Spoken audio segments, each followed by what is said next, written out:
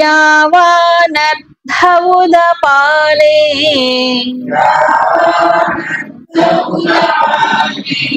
సర్వతః సంప్లుతోదకే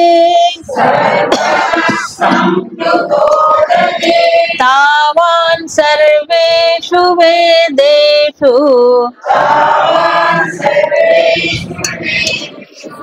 బ్రాహ్మణస్య విజానతః.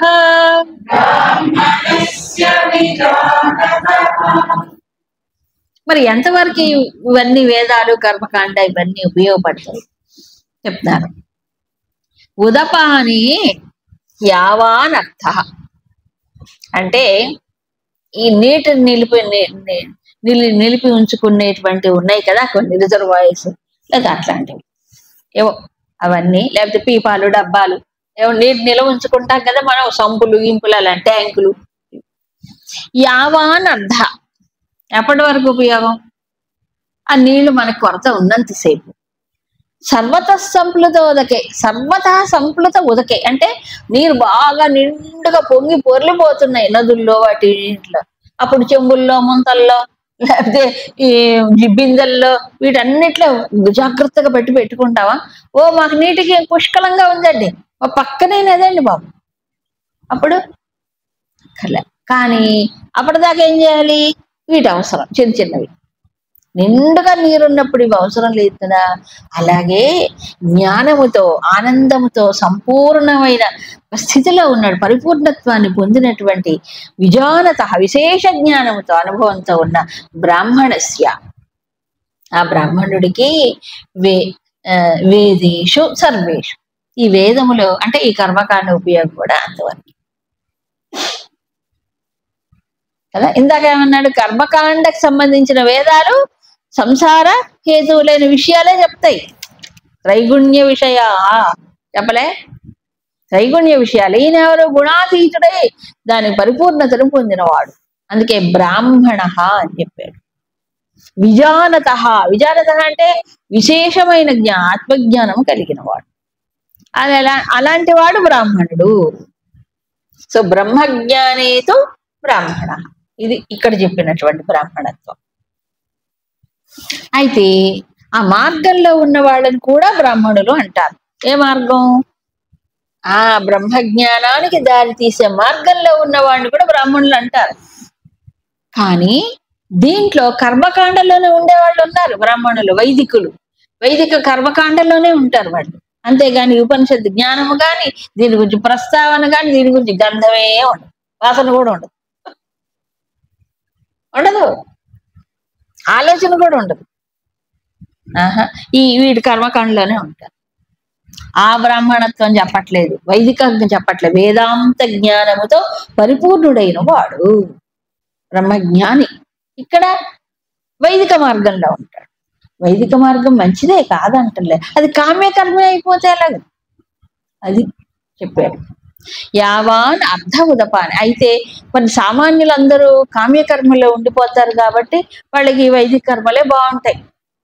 కానీ ఎవరో ఒకడు నూటికొకడు ఈ తరించాలనుకుండేవాడికి కదా, తరించాలి ప్రపంచంలో ఈ జీవనము హాయిగా శాంతియుతంగా గడపాలి అనుకునే ఆలోచన కొట్టుకుపోయేవాడికి కాదు, ఆలోచించేవాడికి కర్మయోగం, వివేకవంతుడికి కర్మయోగం. మరి అయితే ఆ విశేష జ్ఞానం పొందిన బ్రాహ్మణుడు ఆత్మజ్ఞాని ఎవరైతే ఉన్నారో వాళ్ళకి ఈ వేదాలు ఇవన్నీ అవసరం లేదా? వాళ్ళు ఎప్పుడెప్పుడో అన్ని అయిపోయి ఉంటాయి, అవన్నీ చేసేసి ఉంటారు, ఇప్పుడు అవసరం లేదు. రమణ భగవాన్ చూడండి, ఆయన బ్రాహ్మణుడే, అసలైన బ్రాహ్మణుడు. ఎందుకు? ఆయన చిన్న వయసులోనే ఆత్మ అన్వేషణ, ఆత్మ విచారణ చిన్న వయసులోనే కలిగింది, అవునా కాదు? ఆయనకి ఆ విచారణలోనే ఉండిపోయారు, అందుకున్నాడు. అలాంటి వారికి మళ్ళీ ఇవన్నీ అవసరమా? అవసరం లేదు. దాటిపోయినటువంటి వారు. చెప్పాను కదా, పీజీకి వెళ్ళిన తర్వాత కేజీ క్లాసులకు మళ్ళీ వెనక్కి పోకూడదు కదా, వాళ్ళ సంగతి చెప్పాడు. ఎట్లాగంటే అండి మరి ఈ సామాన్యులు ఈ కర్మకాండ ఆచరించి చేయడం వల్ల ఆ సుఖం ఏదో తృప్తితో కాస్త పొందుతున్నారు కదా, మరి వాళ్ళకి ఆ సుఖం వస్తుందా? ఓ వాళ్ళు పొందేది అనంతం, దాంట్లో ఇవన్నీ నీటి బిందువులు, ఇసుక రేణువులు లాంటి, ఇసుక రేణువులు లాంటివి. ఎట్లాగంటే ఒక 1,00,00,000 ఉంది అనుకోండి, 1,00,00,000 100 రూపాయలు కూడా ఒక భాగమేగా. 100, 1000, 1,00,000, 10 లక్షలు కూడా అల్పమే. అలాగా కాబట్టి ఆ బ్రహ్మజ్ఞాని పొందేటువంటి ఆ జ్ఞాన ఆనందం ఎలాంటిది అంటే, ఈ లౌకిక కర్మల మూలంగా వచ్చే చిన్న చిన్న సంతోషాలు, చిన్న చిన్న ఇవన్నీ కూడా అల్పమే, అల్పమే. దీన్ని శంకరులు ఆత్మబోధలో ఒక మంచి ఉదాహరణతో చెప్తారు.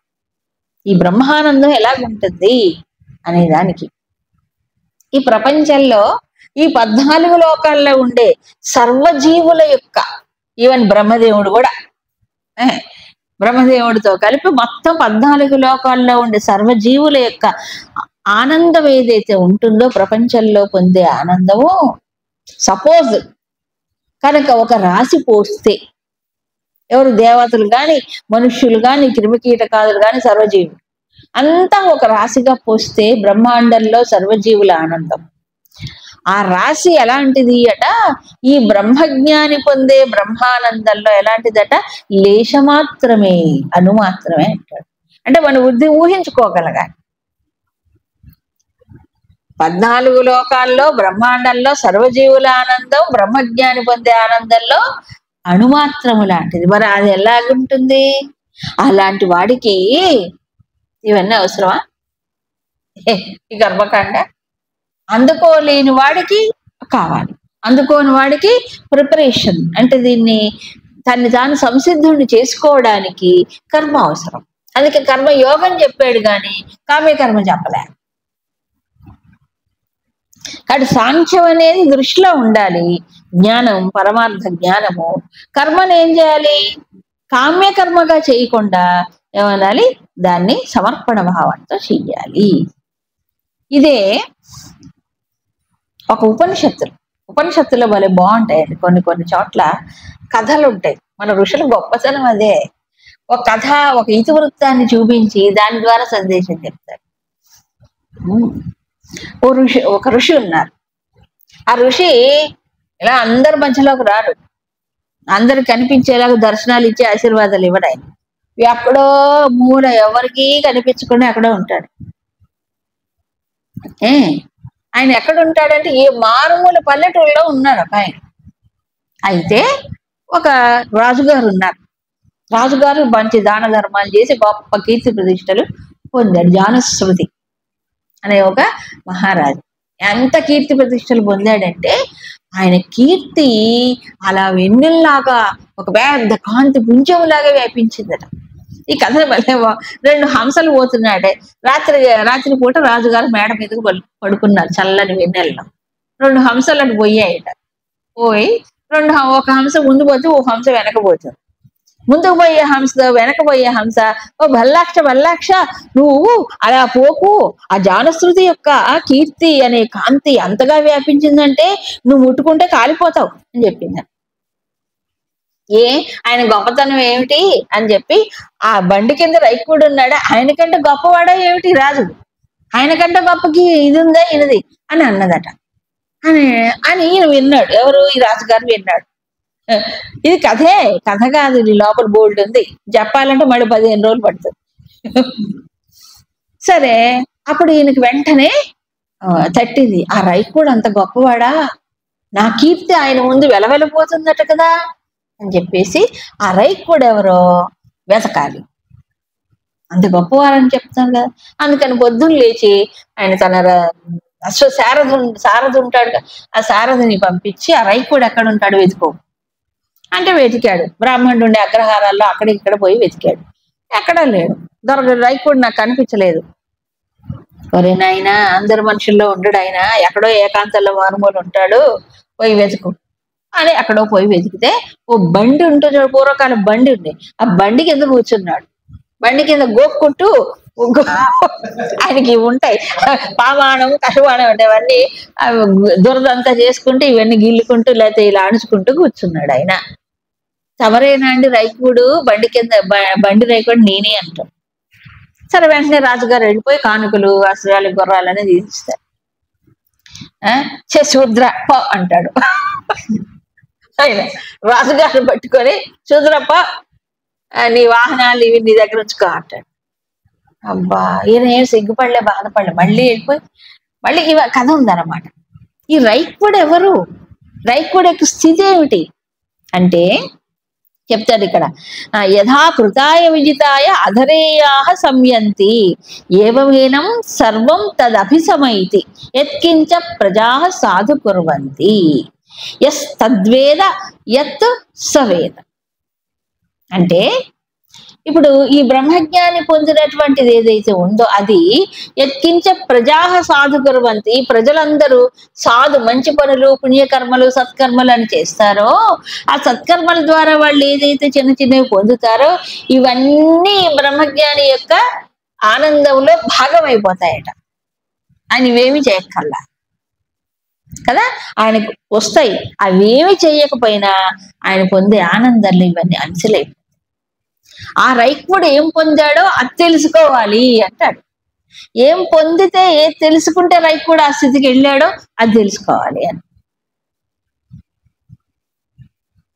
ఈ దానాలు ఈ ధర్మాలు ఇవన్నీ ఏమిటి, కొంచెం కొంచెం ప్రయోజనాలు ఇస్తాయి, అవునా? కాబట్టి ఆ బ్రహ్మజ్ఞాని పొందిన దాంట్లో ఇవన్నీ అల్పములే, చిన్న చిన్న భాగములే. కాబట్టి అది పొందితే ఇంకా వీటి అవసరం లేదు కదా, అది తెలుసుకో, అది పొందు. కాబట్టి ఇప్పుడు రైక్వుడు ఎవరు? బ్రహ్మజ్ఞాని. సరే, అక్కడ వేరే విషయం చెప్పాడు. ఇహ ఒక చాలా చాలా చాలా ఇంపార్టెంట్ అంటే వివివివిఐఎంపి శ్లోకం. ఈ శ్లోకం బాగా అందరూ నేర్చుకోవాలి, కంఠస్థం చెయ్యాలి. ఆన్లైన్లో వాళ్ళు కూడా కంఠస్థం చెయ్యాలి. కర్మణ్యేవాధికారస్తే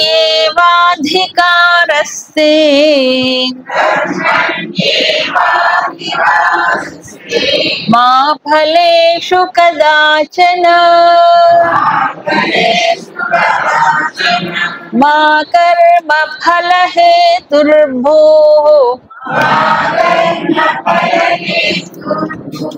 మా తే సంగోస్త్వకర్మణి.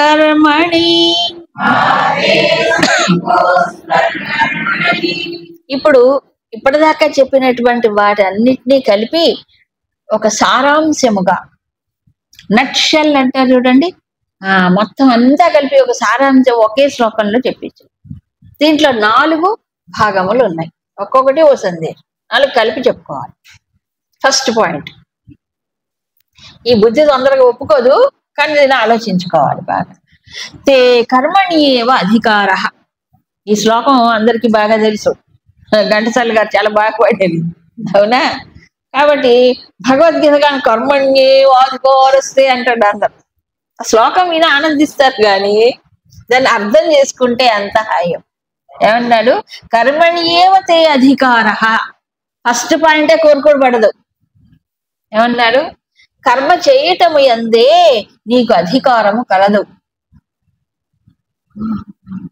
ఫలేషు కదాచన మా అంటే ఫలము యందు నీకు లేదు ఎప్పుడు. అదేంటి స్వామి, కర్మ చేయటం మటుకే నీకు అధికారం, ఫలితం యందు నీకు లేదు, అధికారం లేదు. అదేమిటి, నేను చేసినప్పుడు నాకు కాకుండా ఎవరికుంటుంది అధికారం? వెంటనే ప్రశ్న వస్తుంది మైండ్లో, అవునా? ఇక రెండవది, కర్మఫల హేతు మా భూహు. నీవు కర్మ ఫలితానికి కారణము కావద్దు, మా భూహు. ఏమండి, ఇప్పుడే చెప్పాడు కదా, కర్మ ఫలితం లేని నీకు అధికారం లేదు, ఎప్పుడు ఉండదు అన్నాడు కదా, మరి కర్మ ఫలితాలకు కారణం కావద్దు అంటాడేంటి? ఇది కాంట్రడిక్షన్ అనిపిస్తుంది. ఇక మూడవది, అకర్మణితే అసంగ మా అంటే నా కర్మ ఫలితాల్లో నీకు అధికారం లేదని చెప్తున్నారు కదా, నేను ఎందుకు కర్మ చేయాలి అనిపిస్తుంది. వెంటనే బుద్ధి ఒప్పుకోదు. నాకు అధికారం లేనప్పుడు కర్మ ఫలితాలు ఎందు నేను ఎందుకు చెయ్యాలి అని నేను మానేస్తాను, నాకేం అవసరం లే. మానకూడదు, మానకూడదు. అకర్మని అంటే పనులు మానాలి, కర్మని మానాలి అనేటువంటి ఆ భావన ఎప్పుడు నీకు ఉండదు, రానే రాకూడదు. తమో గుణంలో పడిపోవద్దని అర్థం. కర్మలు మానేసి కూర్చోవాలని మాత్రం ఎప్పుడు అనుకో. అబ్బా, మరి ఎప్పుడు మానాలి? ఇక బ్రాహ్మణుడు అయిపోతే ఏది ఇందుకు విశేష జ్ఞానం బ్రహ్మజ్ఞాని అయినప్పుడు ఈ కర్మలు అక్కర్లే. జ్ఞానే పరిసమాప్యతే చెప్పాడు కదా. ఎప్పుడు ఈ కర్మలన్నీ ఎక్కడ పరిపూర్ణమవుతాయి? జ్ఞానములో. జ్ఞానే పరిసమాప్యతే. ఆ జ్ఞానం వచ్చే వరకు ఏదైతే కర్తవ్యం ఉందో అది కర్మయోగమో చేయమంటాడు. ఈ చేసేటప్పుడు కొన్ని విషయాలు అర్థం చేసుకోవాలి. ఎంతసేపటికి ఇందాక ఏమన్నారు? కర్మ ఫలితాలు ఏందో నీకు దృష్టి వద్దని చెప్పాడు కదా, కామ్య కర్మలు కాదు అని చెప్పాడు. ఎందుకు ఆ విషయాన్ని మరీ నొక్కి చెప్తున్నాడు భగవంతుడు? దానికి ఒక హేతు ఉంది. హేతువు లేకుండా చెప్పట్లేదు. గీతాశాస్త్రం అంతా హేతుబద్ధమైనదే. కాబట్టి వివేకవంతుడికి, సునిశ్చిత బుద్ధి కలిగి ఆలోచించేవాడికే గీతాశాస్త్రం. అవునా? కర్మణి ఏవ తే అధికార. కర్మణి ఏవ అంటే కర్మ చేయడంలోనే నీకు ఉంది right. You have right to do action, but not in the results. అంటే కర్మ చేయటం వరకు నీకు ఉంది, కానీ ఆ ఫలితాల యందు నీకు లేదు అంటున్నాడు. మరి ఇందాకంతా మీరేం చెప్పారు? కామ్యకర్మలు నువ్వు గనక కోరుకుంటే అది నీకు బంధం అవుతుంది, అది నువ్వు చుట్టుకుంటుంది అన్నారు కదా. చెప్పారా? బంధం అవుతుంది కామ్యకర్మలు చేస్తే అని చెప్పారు. ఇప్పుడేమో ఫలితం మీద అధికారం లేదంటున్నారు. చూడండి, ఫలితం రాదు అంటంలే, ఫలితం మీద నీకు అధికారం లేదు.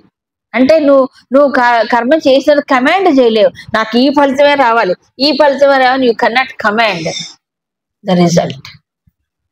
అవునా? ఎంతవరకు ఉంది? కర్మ చేయడంలోనే ఉంది, కానీ ఫలితం ఏమొస్తుంది అని నీ చేతిలో లేదు. మరి ఎవరి చేతిలో ఉందంటారండి? నా చేతిలో లేకపోతే. ఎవరి లైఫ్ వాడు పరిశీలించుకోండి, ఎవరి జీవితాన్ని వాళ్ళు పరిశీలించుకోండి. మనం కర్మ చేసేటప్పుడు ఫలితాలు మనం ఆశించినవే వస్తున్నాయా?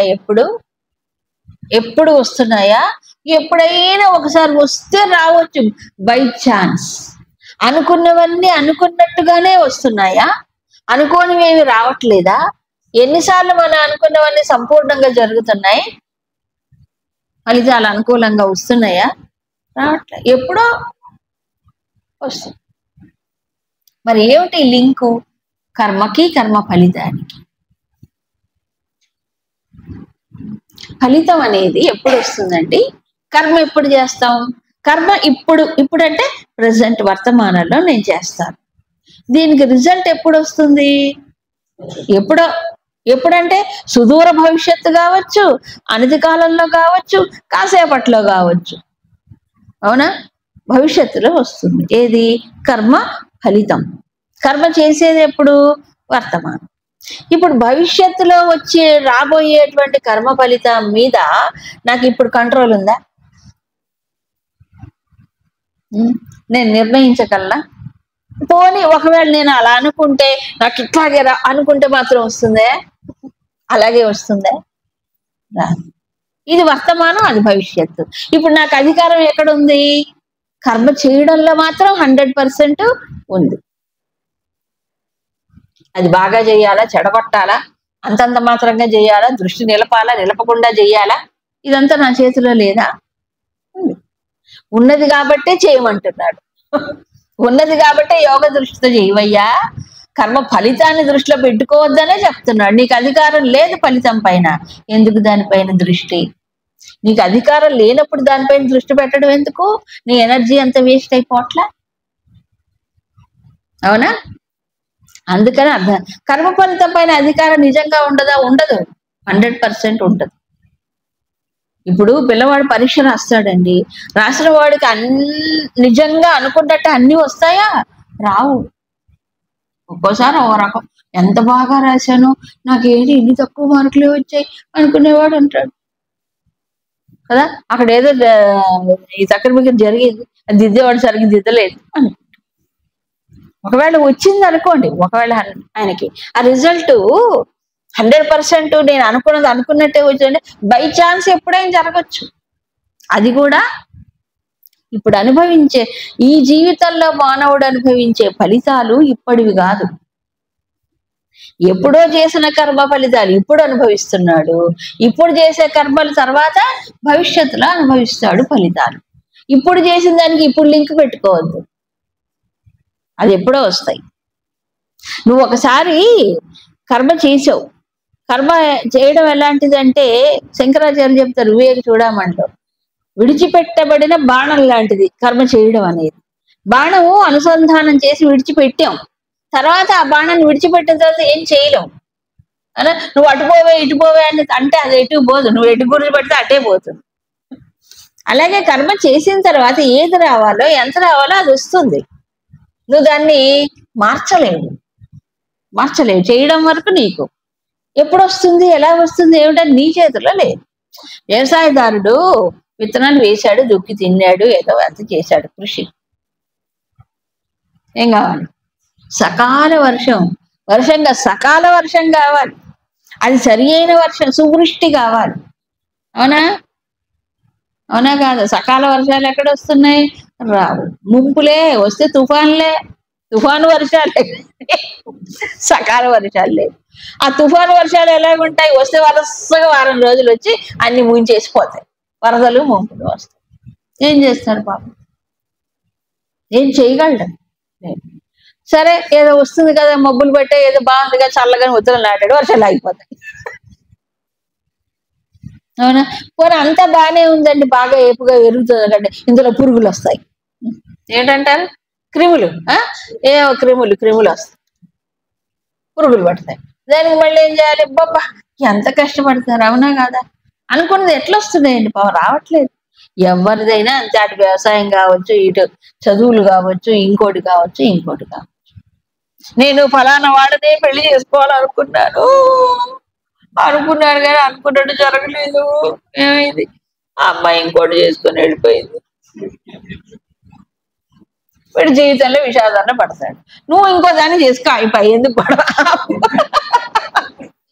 కానీ మనసు దెబ్బతింటుంది, మనసు కూరుకుపోతుంది. అవునాగా? కూరుకుపోతుంది మనస్సు, విషాదం. అనుకున్నది జరగకపోతే బాధ.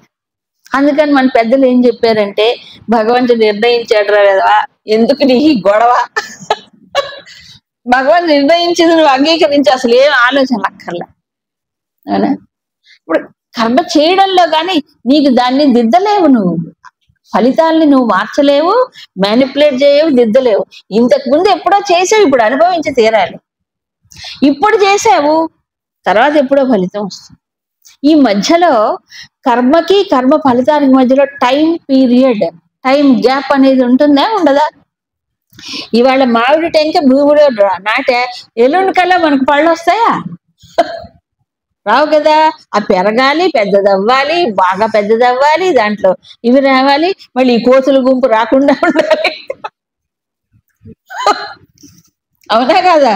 మరి చక్కగా బాగా కాయలు కాసాయి, పళ్ళు తిందాం అనుకునేటప్పుడు కోతులు వచ్చాయి, అన్ని దింపు పడేస్తాయి. అవునా? అలాగే ఎన్నో మానవ జీవితంలో రకరకాలైన విఘ్నాలు, ఆటంకాలు మధ్యలో ఉండట్లే, ఈ ప్రపంచంలోనే చూస్తున్నాం. ఎంత బాగా చేసినా. అవునా? కాబట్టి కర్మకి కర్మ ఫలితానికి రిలేషన్ ఏమిటి? ఇప్పుడు ఈ జీవితంలో మానవుడు అనుభవించే కర్మ ఫలితాలు ఎప్పుడో, ఇప్పుడు చేసే కర్మ ఫలితాలు భవిష్యత్తులో వస్తాయి. అయితే భవిష్యత్తులో వచ్చేటప్పటికి మనం చేసే కర్మ పైన అనేక రకాలైన ప్రభావాలు ఉంటాయి. ఈ ప్రభావాలన్నీ కలుపుకొని కొన్ని రిజల్ట్ వస్తాయి. నేను బాగా దున్నానండి, మంచి విత్తనాలు వేసానండి అనుకుంటే ఏం తర్వాత ఎన్ని మధ్యలో విఘ్నాలు రావట్లే? కర్మ ఫలితం అందుకునే లోపు బోల్డ్ ఆటంకాలు రావట్లేదు, వస్తున్నాయి. ఇలా ఎన్నో ఉంటాయి. సో కర్మ ఫలితం యందు అధికారం లేదు, చేసేసావు. అందుకని ఏమన్నారంటే, నువ్వు చేసిన తర్వాత ఇక మళ్ళీ దాని గురించి నీ దృష్టి పోకుండా ఉండాలంటే కృష్ణార్పణం, ఈశ్వరార్పణం అని. ఎందుకు ఆయనకి సమర్పణ చేయాలి? మళ్ళీ దాని మీద నాకు దృష్టి ఉండకూడదు. లేకపోతే కృష్ణ నీకు ఇన్ని పూజలు చేశాను, నీకు ఇన్ని నోములు చేశాను, నాకు ఇదేనా అని భగవంతుడు పోట్లాడతాడు వీడు. ఆ చేసిన పూజా ఫలితం కూడా సమర్పణ చేయి, ఆ చేసే వ్రత ఫలితం కూడా సమర్పణ చేయి. సమర్పణ ఎందుకు చేయాలి? అధికారం నేను క్లెయిమ్ చేయకుండా ఉండాలి. నాకు అధికారం లేకపోయినా మనసు ఒప్పుకోదు, కోరుతూనే ఉంటుంది. అందుకే దేవుడు చెప్తున్నాడు, మా ఫలేషు, ఫలితం పైన లేదు కాబట్టి అనవసరంగా కోరుకోవద్దు, లేదు కాబట్టి కోరుకోవద్దు. ఎంతవరకు ఉంది? చేయడంలో ఉంది కాబట్టి చక్కగా చెయ్యి. మళ్ళీ ఇంకో మాట చెప్పాడు, మా కర్మ ఫలహేతును. ఇది అర్థం చేసుకోవాలి. ఇందాక లేదని మళ్ళీ కర్మ ఫలితాలకు కారణం కావద్దని ఎందుకు అంటున్నాడు? ఈ బుద్ధి, మానవుడి బుద్ధి ఏం చేస్తుందంటే కర్మ ఫలితం పైన ఇచ్చ ఎక్కువ ఉంది కాబట్టి ఆ దృష్టితో చేస్తుంది. అందుకని ఒక వార్నింగ్ ఇస్తున్నాడు, నువ్వు కోరుకుంటే ఫలితాన్ని, కర్మ ఫలితాన్ని నువ్వు కారకుడు అవుతావు. నువ్వు కర్తనైనప్పుడు నువ్వు కర్మ ఫలితాన్ని అనుభవించాలిగా. రేపు అది నీకు బంధమై పరిణమిస్తుంది కదా, ఎప్పుడో, ఇప్పుడు కాకపోతే ఎప్పుడైనా. అది బంధానికి గురి కాకుండా ఉండాలంటే, అది ఫలితం నేను చుట్టుకోకుండా ఉండాలంటే ఏం చేయాలి? దానిపైన దృష్టి పెట్టదు. దేనిపైన? ఫలితం పైన. కర్మయోగంలో మెయిన్ సూత్రమే ఇది, దృష్టి పెట్టదు. మరి ఎక్కడ పెట్టమంటారు? ఆత్మవాన్ భవ అని చెప్పాడు. ఆత్మవాన్ భవ, నిర్ద్వంద్వ నిత్య సత్వస్థ నిర్యోగ క్షేమ ఆత్మవాన్ భవ. సో కర్మయోగం అంటే భగవంతుని విస్మరించి, పరమాత్మని విస్మరించి చేయడం కాదు, ఆ దృష్టితోనే చేయడం కదా. కాబట్టి కర్మ ఫలితాలకు కారణం కాకుండా ఉండాలి. ఏం చేయాలి? యోగక్షేమాలు కాదు, మరి ఏం చేయాలి? ఆత్మవాన్ భవ, పరమాత్మలో దృష్టి నిలిచి. అది కర్మయోగం. కర్మయోగం ఒక మూల సూత్రాలు ఇవి. తర్వాత అకర్మణితే అసంగ. కానీ అకర్మ అంటే కర్మ మానాలని కూడా అనుకోవద్దు. ఎందుకని? ఇగో ఇది ఇష్టం ఉండదు మనస్సుకి. ఏమిటి? కర్మ ఫలితాలు కి కారకుడు కావద్దు అన్నాడు కదా, అంటే ఫలితాలు కోరుకోకూడదు కదా, కోరుకోపోతే ఎందుకు? కర్మ ఫలితం మీద నాకు ఆశ లేకపోతే దానికోసమే కదా నేను చేసేది. కలపాలని నీకు అధికారం లేదంటాడు, నువ్వు కోరుకోవద్దు అంటాడు. నేను ఎందుకు చెయ్యాలి? బుద్ధి మొరాయిస్తుంది, ఒప్పుకోదు కదా. బాహ్య ప్రయోజనం మీదే దృష్టి ఉన్నప్పుడు ఒప్పుకోదు. అందుకు నువ్వు కర్మ మానద్దు, మానటం వీలు లేదు. మానితే ఏమవుతుంది? వాసనలు క్షయంగా కదా. సో అవుట్లెట్ కర్మ ఏంటి? ఇప్పుడు వాసనల క్షయానికి ఒక ఛానల్ ఏర్పరుస్తుంది. కానీ ఇది కామ్యకర్మగా ఫలితాల మీద దృష్టి పెట్టి చేస్తే ఈ ఛానల్ రెండు పక్కల పనిచేస్తుంది. ఇక్కడ చూడండి, ఈ గొట్టానికి రెండు పక్కల ఖాళీ, అవునా? ఓ పక్కన ఖాళీ అయిపోయింది, ఓ పక్క నుంచి వస్తుంటాయి కొత్త వాసనలు. ఏం ప్రయోజనం? సో కామ్యకర్మల్లో ఏమవుతుంది? కొత్త కొత్తవన్నీ వస్తున్నాయి, కొత్త వాసనలు వస్తుంటాయి. తర్వాత పాతవి కర్మ ఫలితాలు వచ్చి మళ్ళీ చుట్టుకుంటాయి బాహ్యంగా. లోపల సంస్కారాలు కొత్త కొత్తవి. బరువు పెరిగిపోవట్లా. బరువు తగ్గించుకుంటే సుఖం, కానీ బరువు పెంచుకుంటే ఏమవుతుంది? ఇంకా ఇంకా ఇంకా పెరుగుతుంది. అందుకని కర్మక్షయం, వాసనాక్షయానికి మూలమే కర్మయోగం.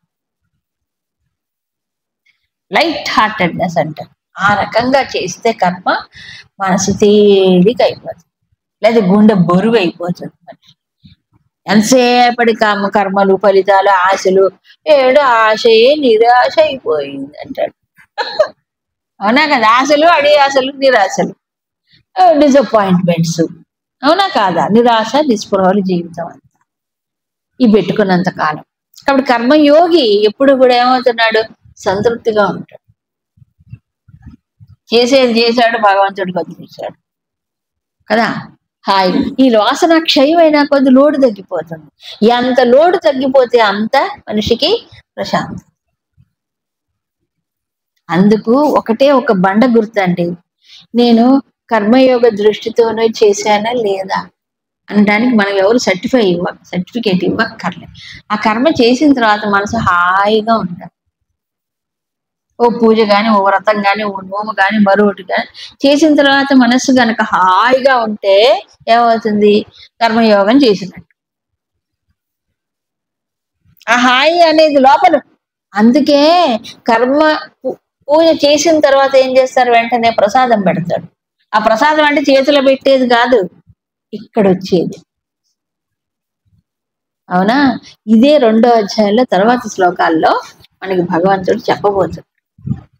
తర్వాత ఈ కర్మయోగ సిద్ధాంతాన్ని మరికొన్ని మాటల్లో మరికొన్ని ఉదాహరణతో చెప్తాడు. రేపు చూద్దాం.